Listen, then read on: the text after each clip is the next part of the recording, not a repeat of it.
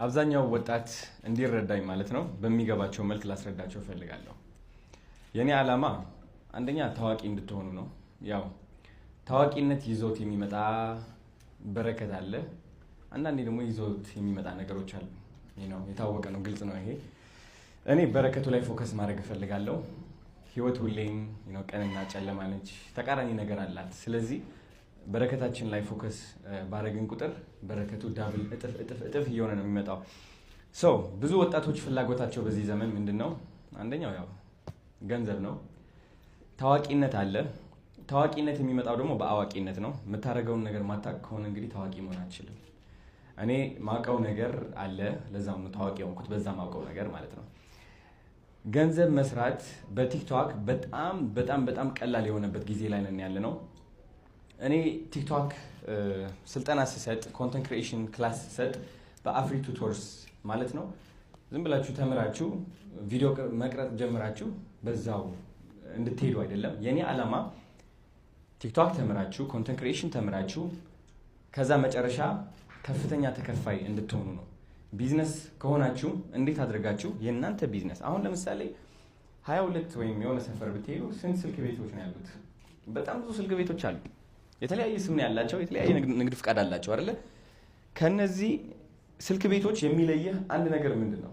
በምንድን ነው የምትለየው? ወይም ደግሞ ልብስ የምትሸጥ ከሆነ ምንድን ነው የምትለየው? አብዛኛው ሱቆች ከቱርኪ ነው የሚያስመጧቸው ልብሶቻቸው። የተለያዩ ፋሽኖች፣ ስታይሎች አሉ። ግን እንዴት አድርገህ ለየት ብለህ ትቀርባለህ? ይህ ነው ሚስጥሩ፣ ይህ ነው ስኪሉ። እቺን ካወቅባት ያንተን የሚመስል ፕሮዳክት የያዙ ማአት ቢዝነሶችን እንዳሉ እያወቅ ግን ደግሞ እኔ ማስተምራትን የቲክቶክ ስልጠና የኮንተንት ክሪኤሽን ስልጠና ካወቅ ስቲል አንደኛ ትሆናለህ። ስቲል ያንተ ልብሶች አንደኛ ናቸው። ያንተ ልብሶች ሞር ኳሊቲ ናቸው። እነዚህ ሀሳቦች የምናስተላልፍበት በቲክቶክ ነው። ዘመኑ ተቀይሯል። ማስታወቂያ እንግዲህ ድሮ እንለጥፍ ነበር ግድግዳ ላይ፣ በጣም ውድ ነበሩ። ኢቭን መንገድ ላይም አሉ ስክሪኖች፣ በጣም ውድ ነበሩ። ሰው ግን የለም አሁን። ኢቭን እኮ እርስ በራሳችን እያወራን እያለው ስልካችን ላይ አይገርምም? ሁላችንም ማለት ነው በየ2 ደቂቃው ስክሮል እንዳደረግ ነው። የሆነ አዲክሽን መጥቶብናል፣ የሆነ ሱስ ማለት ነው፣ የማይፋታ ሱስ። እንግዲህ ይህ ሱስ ነው፣ አቴንሽን ይባላል። አቴንሽን ኢዝ ዘ ሪል ከረንሲ እዚህ ጀነሬሽን ላይ። አቴንሽን ማለት ትኩረት ነው። የሰው ትኩረት መያዝ አቅሙ ካለ ህይወትህን በአጠቃላይ መቀየር ትችላለህ፣ በግለሰብ ደረጃ ሳይሆን በቢዝነሶችም ደረጃ። ስለዚህ ሁላችሁም እንድትቀላቀሉ እፈልጋለሁ። አዲሱ ጀነሬሽን መጥቷል። አዲሱ ኒው ማኒ መጥቷል። ቲክቶክ እንግዲህ የኢትዮጵያ ኢኮኖሚ በአብዛኛው የብዙ ሰው ህይወት እየቀየረ ነው ያለው። የብዙ ከኔ ጀምሮ እኔ ካናዳ ያለው ታስታውሱ ከሆነ ቪዲዮዎችን ካያችሁ በረንዳ ለወጣ ቀርቤ ነው ወጥቻለሁ። እውነት ለመናገር ሻንጣይን ይዤ ወዴት እንደሚሄድ አላውቅም። $100 ነበር የሰጠኝ ከዝኔ። እቺ $100 ለኡበር ሆነች መንገድ ለመንገድ። ከዛ ዝም ብዬ እዞራለሁ። ምንድን ነው ማድረገው? ምን እያደረኩኝ ነው? የዛኔ አስታውሳለሁ ለ2 ዓመት ሙሉ እኮ ተቀጣሪነት ወጥቼ ነበረ።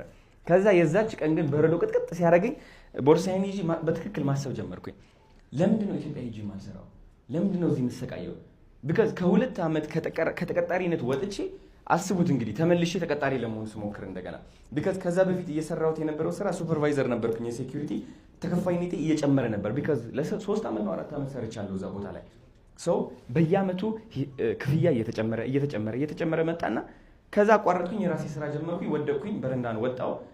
ከዛ ተመልሼ እንደገና ወደ ዜሮ ልመለስ፣ ወደ ዝቅተኛ ተከፋይነት። ልምድ የለህም ተብዬ ማለት ነው። እና ኦኬ የሆነ ስህተት ሰርቻለሁ፣ ኢትዮጵያ መመለስ አለብኝ። አዲስ አበባ በጣም እያደገች ነው። ኢትዮጵያ በአጠቃላይ እያደገች ነው። በጣም ብዙ እድሎች እየመጡ ነው ለወጣቶች፣ እያስተዋላችሁት ነው።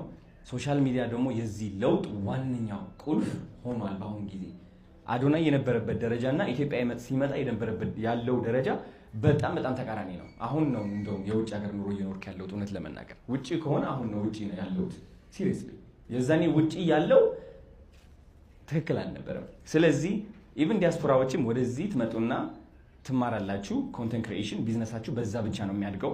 ቢዝነስ ካለ ቪዲዮ ክሪኤሽን ቪዲዮ ኮንተንት ክሬት ማድረግ የማትችል ከሆነ በምንም ተአምር ማደግ አትችልም። በምንም ተአምር ካምፓኒዎችን መብለጥ አትችልም። ቢዝነሶችን መብለጥ አትችልም።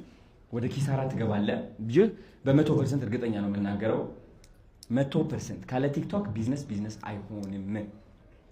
that's very simple። ስለዚህ እኛ ኮንተንት ክሬተሮች ደግሞ ለበጣም ብዙ ቢዝነሶች እናስፈልጋቸዋለን። ኮንፊደንስ ደግሞ ላስተምራችሁ ፍቀዱልኝ። ኮንፊደንስ ከሌላችሁ እንዴት ብላችሁ ከካሜራ ፊት ቆማችሁ በኩራት ትናገራላችሁ? የቢዝነስ ባለቤቶች አላችሁ፣ ሌላ ኮንተንት ክሪኤተር ወይም ቪዲዮ የሚሰራ ቲክቶከር መቅጠር አትችሉም። ግን ደግሞ ሌላው ችግር ምንድነው? ለራሳችሁ መናገር አትችሉም። ካሜራ ትፈራላችሁ። ሰው ምን ይለኛል? ወይኔ ጉዴ እንደዚህ በሆነስ እንደዛ ቢመጣብኝ፣ አሉታዊ የሆነ አስተሳሰብ። አያችሁ የውድቀታችን ምንጭ እዚህ ውስጥ እንዳለ። ይህ ካልቀየርነው ደግሞ መቀየር አንችልም። ወደዚህ አዲሱ ገንዘብ መቀላቀልም አንችልም። ስለዚህ እኔ ከአእምሯችሁ ጀምራለሁ። መጀመሪያ ማይንድሴታችሁ ላይ ነው የምሰራው። ኮንፊደንሳችሁ፣ ሰው ምን ይለኛል የሚለው ፍርሃት፣ እሱ በስነ ስርዓት እንድታስተካክሉ አግዛችኋለሁ። ከዛ በኋላ ስለ ቲክቶክ ሚስጥሮች አካፍላችኋለሁ። እንዴት ጎበዝ ሆናችሁ እንደምትገኙና እንዴት ገንዘብ እንደምትሰሩ መንገዶች ራሴ ያሳያችኋለሁ። ህይወታችሁ ይቀይራል ማለት ነው። እንግዲህ ቴንክ ዩ ሶ ማች።